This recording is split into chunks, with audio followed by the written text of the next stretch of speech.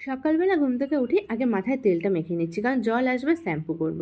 তারপর স্নান করে পুজোটা সেরে দুজন মিলে বেরিয়ে পড়লাম বাজারে। তো আজকে রান্না হবে চিকেন, যেহেতু রবিবার। তো তার জন্য এখান থেকে নিয়ে নিলাম মুরগির মাংস। নিয়ে আরও কিছু জিনিসপত্র কেনার ছিল, সেগুলো কিনে বরমশাই বললো যে প্রচণ্ড খিদে পেয়েছে, চলো কিছু একটা খাই। তো এখান থেকে আমরা এই যে রাজকচুরি কি খাস্তা কচুরি বলে, যেটা ওই মিষ্টি আচার টক দই দিয়ে দেয় না, ঝুরি ভাজা, তো সেইটা আর কি। রাজকচুরি তো আমি জানি, তো যাই হোক ওটা খেয়ে নিলাম। খাওয়া দাওয়া করে চলে এসেছি বাড়িতে। বাড়িতে এসে আমি মাংসটা ধুয়ে নিলাম, আর বরমশাই এদিকে মশলাটা করছে।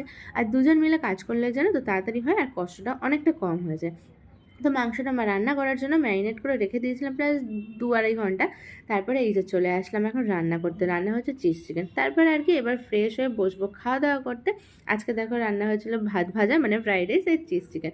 খাওয়া দাওয়া করে বরমশাই এখানে নাক ডেকে ঘুমাচ্ছে, আর আমি কি আমার কাজকর্মগুলো করতে থাকি।